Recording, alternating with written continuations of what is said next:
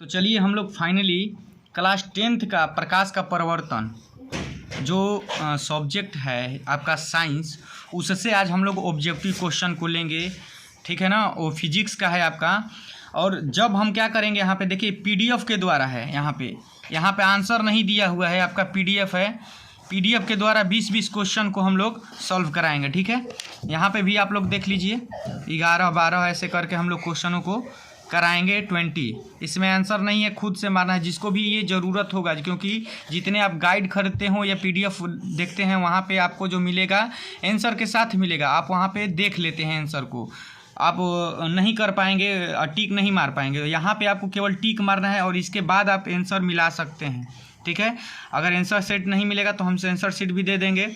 हाँ, आप पीडीएफ हमसे ख़रीद सकते हैं। ठीक है ना, जिसको चाहिए ऑनलाइन और ऑफलाइन दोनों मिल जाएगा, लेकिन उसके लिए आपको पैसा पे करना पड़ेगा। ठीक है, और ये ऑब्जेक्टिव है। ठीक है, यहाँ पे आप देखिए पहला चैप्टर है प्रकाश का अपवर्तन के नियम से है आपका जो भी है। यहाँ पे क्या है कि क्लास 10th में जो बच्चे एग्ज़ाम देने वाले हैं, जिसको डर है कि हाँ ऑब्जेक्टिव मेरे को कैसे आएगा, कितना याद कर पाएँ कैसे नहीं याद कर पाएँ, तो उसके लिए है।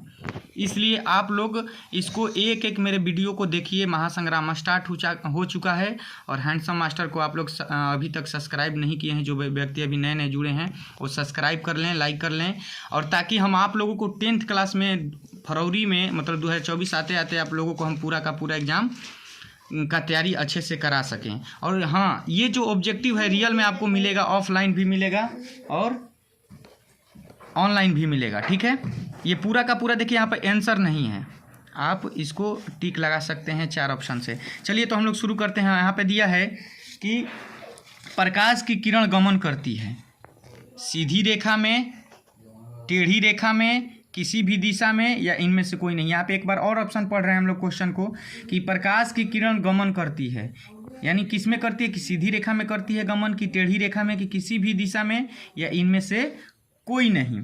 तो इसका जो सही आंसर होगा क्या हो जाएगा, आप लोगों को 5 सेकंड का समय दे रहे हैं, क्योंकि यहाँ पे तो आप लोग ऑफलाइन नहीं कर रहे हैं, ऑनलाइन कर रहे हैं। तो आप लोग कॉपी कलम निकाल के एकवा का दूसरा तीसरा या सी नंबर जो होगा आप लोग करते रहिए, ताकि आप लास्ट में 20 क्वेश्चन को हम जब करते हैं तो आप लोग मिला लीजिएगा कि हम कितना अटेम्प्ट किए हैं क्वेश्चन को। ठीक है, तो इसका जो होगा प्रकाश क्या है कि प्रकाश की किरण गमन करती है किस दिशा में, तो चलिए हम लोग देखते हैं सीधी रेखा में। ऑप्शन नंबर क्या हो जाएगा, ए यहाँ पे हो जाएगा। आप लोग टिक मार लीजिएगा ऑप्शन नंबर ए पे, और शायद आप लोग गोला करना होगा, यहाँ इसमें गोला कीजिएगा, लेकिन हाँ अभी तक याद कर लीजिए। ठीक है, सीधी रेखा में। नेक्स्ट क्वेश्चन चलते हैं हम लोग। दूसरा, प्रकाश का न्यूनतम वेग होता है, प्रकाश का न्यूनतम वेग होता है ए निर्वात में, बी जल में, या सी वायु में, या डी कांच में। प्रकाश का न्यूनतम वेग होता है, प्रकाश का न्यूनतम वेग क्या होता है, निर्वात में, जल में, वायु में, या कांच में। तो जो आपका सही आंसर होगा, सबसे कम किस में होता है प्रकाश का वेग, कांच में। तो डी ऑप्शन नंबर आपका क्या हो जाएगा, सही हो जाएगा। ऑप्शन नंबर डी पे आप लोग मार के आइएगा, डी नहीं मतलब उसमें देख लीजिएगा कि कौन ऑप्शन में कांच दिया हुआ है, कांच पे मार के आइएगा। ठीक है, नेक्स्ट क्वेश्चन देखते हैं हम लोग कि मोटर गाड़ी के चालक के सामने लगा रहता है, मोटर गाड़ी के चालक के सामने लगा रहता है, कौन से ऑप्शन होगा इसमें से, समतल दर्पण होगा, कि बी उत्तल दर्पण, कि सी अवतल दर्पण, या डी उत्तल दर्पण। मोटर गाड़ी के चालक के सामने लगा रहता है, क्या लगा रहता है, एक बार और ऑप्शन, समतल दर्पण, उत्तल दर्पण, अवतल दर्पण, या उत्तल लेंस। तो आपका जो सही आंसर होगा उत्तल दर्पण होगा। आप लोग उत्तल दर्पण पे टिक मार के आइएगा। सस्पिशन कर देता है, लेकिन दोनों सस्पिशन क्वेश्चन को हम यहीं पे ला दिए हैं। देखिए, मोटर कार के हेडलाइट में किसका प्रयोग होता है, माने मोटर कार के जो हेडलाइट है, वो जो बल्ब जलता है उसमें किसका प्रयोग होता है, और एक दिया कि मोटर गाड़ी के चालक के सामने जो शीशा उसके आगे लगा रहता है, दोनों दिया है, दोनों में डिफरेंस है। तो मोटर गाड़ी के चालक के सामने लगा रहता है, जो सामने लगा रहता है उत्तल दर्पण होता है। और इसके बाद हम लोग चलते हैं नेक्स्ट क्वेश्चन पे। आप लोग देखिए कितना अटेम्प्ट किए, 3 क्वेश्चन में आप लोग कितना क्वेश्चन को सही मारे हैं देख लीजिएगा। ठीक है, इसके बाद चौथा नंबर क्वेश्चन जो हम लोग बोल रहे हैं कि सस्पिशन कर देता है दोनों क्वेश्चन, तीसरा और चौथा, मोटर कार के हेडलाइट में किसका प्रयोग होता है, समतल दर्पण का होता है, कि उत्तल दर्पण का होता है, अवतल दर्पण का होता है, कि उत्तल लेंस का होता है। तो एक बार और ऑप्शन दिया है कि मोटर कार के हेडलाइट में किसका प्रयोग होता है, समतल दर्पण, उत्तल दर्पण और अवतल दर्पण, या उत्तल लेंस। तो हम लोग मोटर गाड़ी के चालक के सामने क्या लगा रहता था, उत्तल दर्पण, इसमें क्या होगा अवतल दर्पण, क्या होगा? अवतल दर्पण। ये ऑप्शन आपका सही हो जाएगा चौथा नंबर क्वेश्चन का, सी अवतल दर्पण। पांचवा नंबर क्वेश्चन को देखते हैं हम लोग। समतल दर्पण द्वारा बना प्रतिबिंब होता है। अगर समतल दर्पण में जो प्रतिबिंब बनता है वो कैसा होता है? वास्तविक होता है कि काल्पनिक होता है कि दोनों होता है? इनमें से कोई नहीं। तो जल्दी से बताइए, आप लोग 5 सेकंड का समय दे रहे हैं आपको। चलिए, तो जो इसका आंसर होगा ये आपका क्या हो जाएगा? काल्पनिक हो जाएगा। Option number B. हमेशा याद रखेगा कि समतल दर्पण द्वारा जो भी प्रतिबिंब बनेगा वो कैसा होगा? काल्पनिक होगा। चलिए 6 नंबर क्वेश्चन को हम लोग देखते हैं। 6 नंबर क्वेश्चन दिया है कि लेंस की क्षमता का एसआई मात्रक होता है। लेंस की क्षमता का एसआई मात्रक होता है ए डाईऑप्टर, बी ल्यूमेन, सी लक्स या डी एंगस्ट्रॉम। तो हम लोग के 4 ऑप्शन दिया हुआ है, डाईऑप्टर, ल्यूमेन, लक्स या एंगस्ट्रॉम। लेंस की क्षमता का एसआई मात्रक क्या हो जाएगा? तो ऑप्शन नंबर बताइए जल्दी। आप थोड़ा सा 5 सेकंड का समय दिए हैं। 6वां नंबर क्वेश्चन को कितना अटेम्प्ट कर रहे हैं? चलिए, तो जो इसका आंसर होगा ए नंबर होगा, डाईऑप्टर। 6 क्वेश्चन में आप कितना सॉल्व किए हैं अभी मत बताइएगा, कमेंट में लास्ट में बताइए कि हाँ सर हमने कितना अटेम्प्ट किया है 20 क्वेश्चन में। चलिए 7 नंबर क्वेश्चन को देखते हैं कि प्रकाश की किरणों का पथ दर्शाने वाले चित्रों को कहा जाता है। प्रकाश की किरण का पथ दर्शाने वाले जो चित्र होते हैं उसको क्या कहा जाता है? किरण आरेख, फोकस, किरण पुंज या इनमें से कोई नहीं। 4 ऑप्शन है, एक बार और देखिए। किरण आरेख, फोकस, किरण पुंज या इनमें से कोई नहीं। तो जो आपका आंसर होगा, 5 सेकेंड आपके पास है, ध्यान से।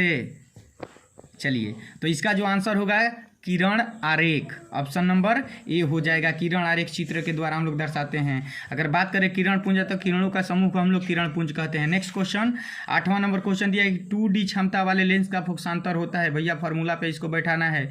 2D क्षमता वाले लेंस का फोकसांतर होता है 20 सेंटीमीटर, बी 30 सेंटीमीटर, सी 40 सेंटीमीटर, डी 50 सेंटीमीटर।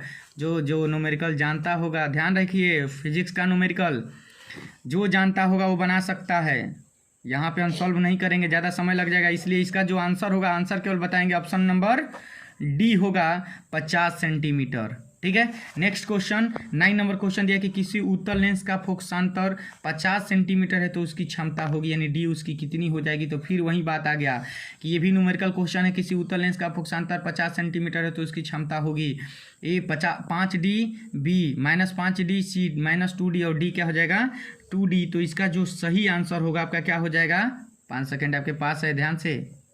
9 क्वेश्चन में कितना अटेम्प्ट का है? तो चलिए इसका जो आंसर होगा डी नंबर ऑप्शन +2D याद रखिएगा। 50 सेंटीमीटर वाला फोकसांतर का जो क्षमता होगी वो +2D होगी। 10 नंबर क्वेश्चन दिया है यहाँ पे कि प्रकाश के किरणों के समूह को क्या कहते हैं। बहुत अच्छा है, अभी 8 नंबर क्वेश्चन में हम सॉल्व किए थे, बताए भी थे। प्रकाश के किरणों के समूह को क्या कहते हैं? ए प्रकाश स्रोत, बी किरण पुंज, सी प्रदीप्त और डी क्या होता है? प्रकीर्णन। तो ऑप्शन नंबर एक बार और सुन लिए, प्रकाश स्रोत, किरण पुंज, प्रदीप्त, प्रकीर्णन। इन चारों में से क्या हो जाएगा आपका जो सही आंसर होगा? क्या होगा? 5 सेकेंड आपके पास है, ध्यान से। क्लास 10th का आपका देख रहे हैं, प्रकाश परिवर्तन से हम लोग लिए हैं। तो चलिए जो इसका सही आंसर होगा आपका क्या हो जाएगा? क्या हो जाएगा? प्रकाश के किरणों का समूह को किरण पुंज कहते हैं, ऑप्शन नंबर बी।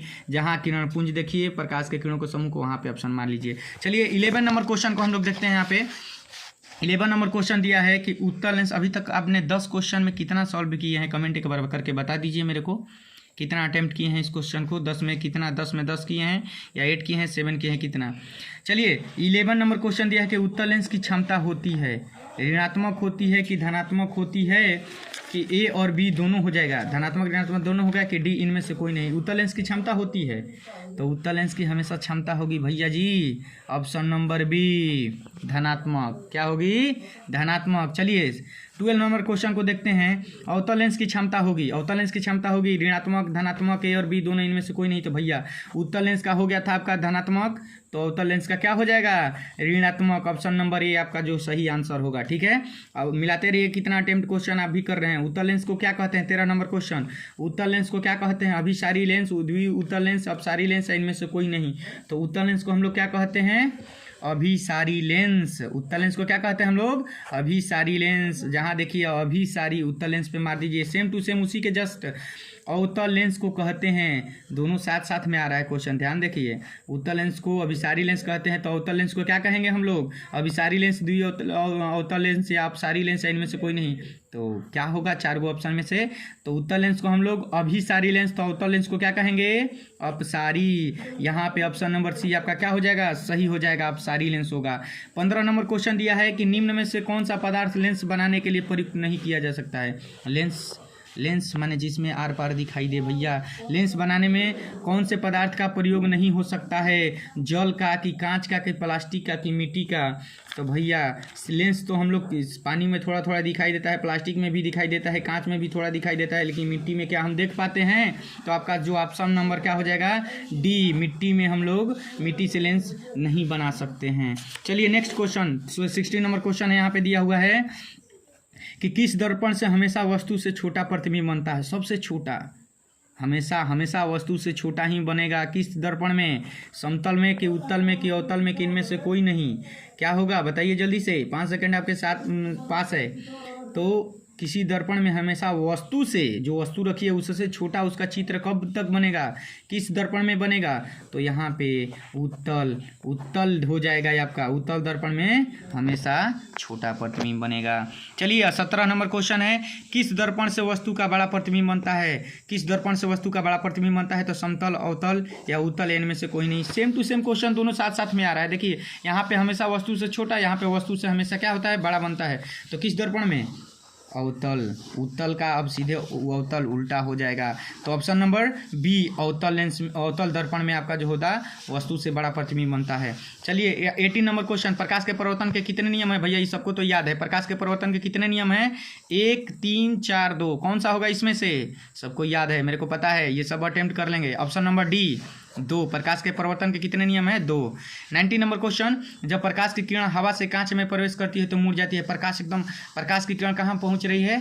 हवा से किस में पहुँच रही है? कांच में। तो हवा विरल माध्यम होता है, कांच सघन माध्यम होता है। तो जब जाएगी तो अभिलंब से दूर हटेगी, कि अभिलंब के निकट, कि अभिलंब के समानांतर, यानी में से कोई नहीं। कौन सा होगा ऑप्शन नंबर? तो कभी भी विरल से सघन माध्यम में, हवा विरल हो गया, कांच सघन हो गया, जब भी विरल से सघन माध्यम में जाएगी तो अभिलंब के निकट जाएगी भैया जी। तो ऑप्शन नंबर बी आपका क्या हो जाएगा? सही हो जाएगा। और लास्ट क्वेश्चन आप भी देखेंगे कि हम कितना क्वेश्चन अटेम्प्ट किए हैं। आपका यहाँ पे टेस्ट लास्ट हो रहा है, कितना आप अटेम्प्ट क्वेश्चन को किए हैं। फोटोग्राफी कैमरा का अभिदृश्यक होता है, फोटोग्राफी कैमरा का अभिदृश्यक होता है, उत्तल लेंस होता है कि अवतल लेंस होता है, कि उत्तल दर्पण या अवतल दर्पण? तो कौन सा होगा? फोटोग्राफी कैमरा में अभिदृश्यक कौन सा होता है?